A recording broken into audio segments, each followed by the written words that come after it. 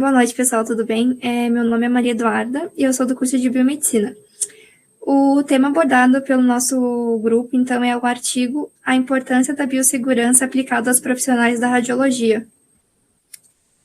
De acordo com uma fonte utilizada nesse artigo, a biossegurança ela é voltada para a minimização e o controle de riscos advindos da prática de diferentes tecnologias. Essa afirmação ela fundamenta a atenção necessária à avaliação dos riscos existentes na radiologia. Para que tal possibilidade de risco seja detectada, é necessário o conhecimento de profissionais envolvidos na área. Ou seja, todo o pessoal que trabalha na radiologia, eles têm que ter um treinamento sobre biossegurança. O objetivo da pesquisa é destacar as condições de biossegurança no trabalho destes profissionais de radiodiagnóstico dentro das normas vigentes no Brasil, dada a relevância da proteção individual e coletiva dentro do âmbito hospitalar. A biossegurança ela é um conjunto de ações voltada para a prevenção, minimização ou eliminação de riscos inerentes às atividades de pesquisa, produção, ensino, desenvolvimento tecnológico e prestação de serviços. É um processo operacional e funcional de fundamental importância ao serviço de saúde. Medidas de prevenção relacionadas à saúde é uma preocupação antiga já. Desde o século XIX, quando Robert Hooke descreveu as menores unidades de vida, como as células, as pesquisas elas avançaram de maneira significativa na investigação contra a transmissão de doenças. A primeira legislação do Brasil que se refere à biossegurança, ela foi a resolução número 1 do Conselho Nacional de Saúde, que foi sancionada em 13 de junho de 1988.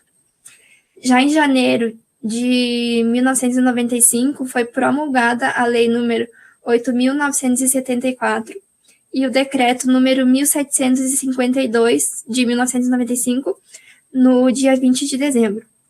E só nesse momento que a biossegurança recebeu a importância que merecia, ou seja, só alguns anos depois da primeira resolução. É de suma importância que o profissional, com o apoio do contratante, garanta a segurança, o máximo de segurança para si mesmo e para o paciente, que na maioria dos casos não possui conhecimento das normas de segurança. Especialmente nos hospitais, as medidas preventivas elas vêm sendo cada vez mais estudadas e colocadas em prática. Infelizmente, muitos profissionais ainda não atribuem o devido mérito dessas medidas, né? E é imprescindível destacar a relevância de um serviço de segurança de qualidade em todos os casos que um profissional exerça alguma atividade que possa gerar ameaça, tanto para ele quanto para o paciente. Portaria número 453 de 1998. O principal propósito da elaboração dessa portaria é a expansão do uso das radiações ionizantes no Brasil. Na medicina radiodiagnóstica, o risco inerente ao seu uso. A justificação assegura que nenhuma prática ou atividade deve ser autorizada se não produzir benefício suficiente para o indivíduo exposto. Ou seja, a pessoa não pode estar ali correndo o risco à toa, né? Então, esse risco ele tem que ser menor do que os benefícios que vai trazer. E os princípios básicos que regem esse regulamento são a justificação das práticas e das exposições médicas individuais, otimização da proteção radiológica e a prevenção de acidentes. Se faz também necessário mencionar o princípio ALARA, que recomenda que todas as exposições à radiação sejam mantidas a níveis tão baixos quanto possível, levando em consideração fatores econômicos e sociais. Então, sobre o uso de EPIs. O setor diagnóstico por imagem, ele pode acrescentar riscos ocupacionais aos trabalhadores e ao paciente. No entanto, tais exposições podem ser evitadas quando aplicadas medidas de biossegurança, dentre as quais proteção radiológica, proteção contra agentes patológicos e capacitação e imunização dos trabalhadores.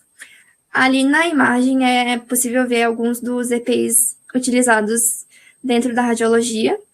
Na primeira ali dá para ver o avental plumbífero, que é uma proteção de corpo inteiro para profissional ou paciente.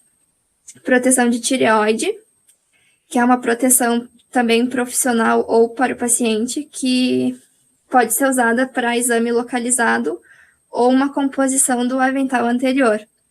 É também importante que durante, por exemplo, um exame de raio-x, o paciente esteja sozinho dentro da sala. Então, eu vou falar sobre a parte de legislação de biossegurança em radioisótopos. Conforme a Lei 6.514, de dezembro de 97, a empresa é obrigada a fornecer aos funcionários de forma gratuita os equipamentos de proteção individual, tem que estar bem conservados, todos os equipamentos que precisem para as necessidades de trabalho e conforme os riscos. Também é obrigação dos empregados guardar, conservar e usar esses equipamentos. Esses equipamentos são barreiras físicas e o objetivo deles é proteção do profissional. Estamos falando dos profissionais de radiologia, né?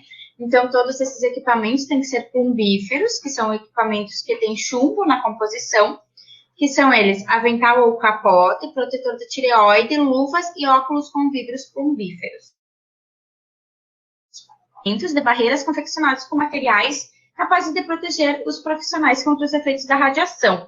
De acordo com o curso de controle de infecção e serviços de saúde, as precauções básicas incluem luvas de procedimento não estéreis, máscara e óculos e jaleco. A principal medida de prevenção é a lavagem de mãos entre um procedimento e outro, antes e depois da retirada de luvas.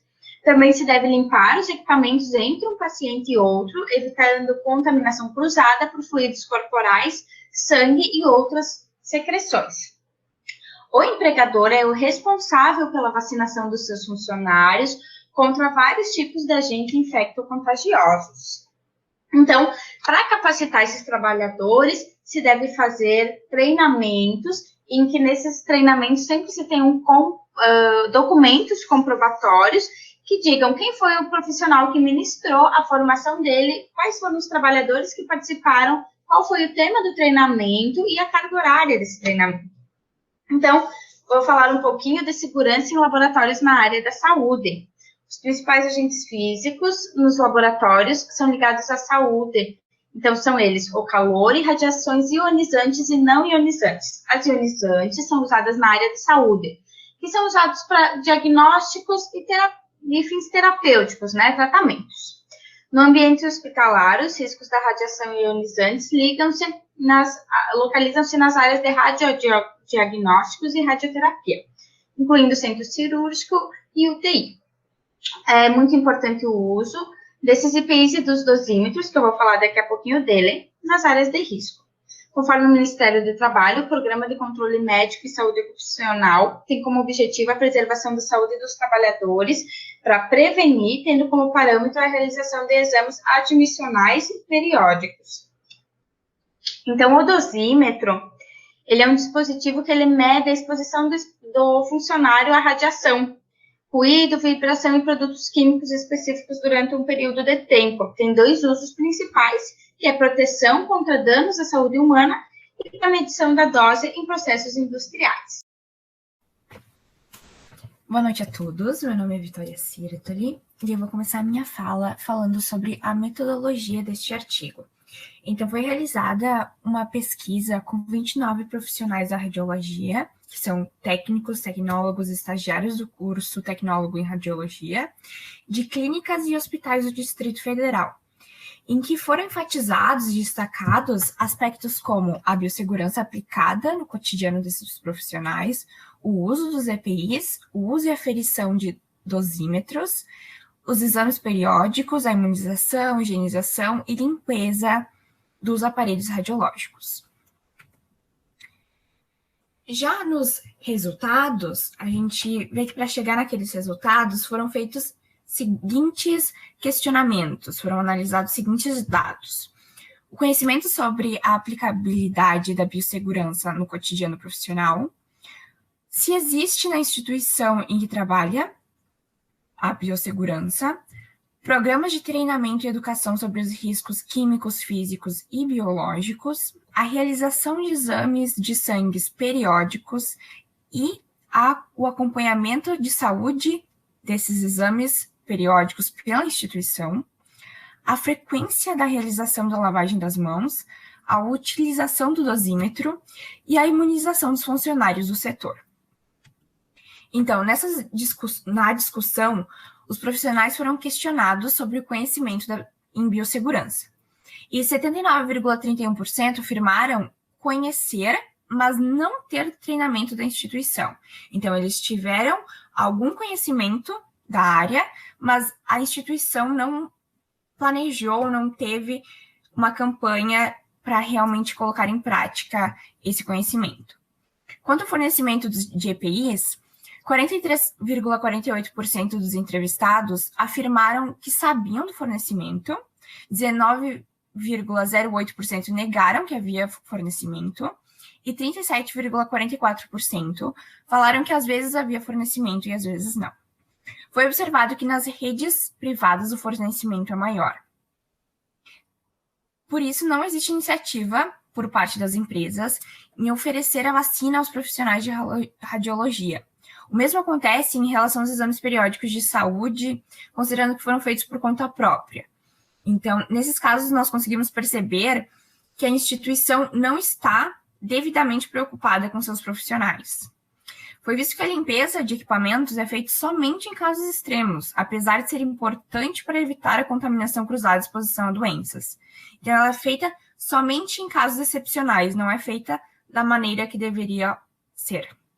Quanto à disponibilidade pela instituição de pia, sabão e papel toalha para a lavagem das mãos, 78,58% dos entrevistados afirmaram acesso a tais itens, enquanto que 21,42% negaram condições próprias para esse hábito.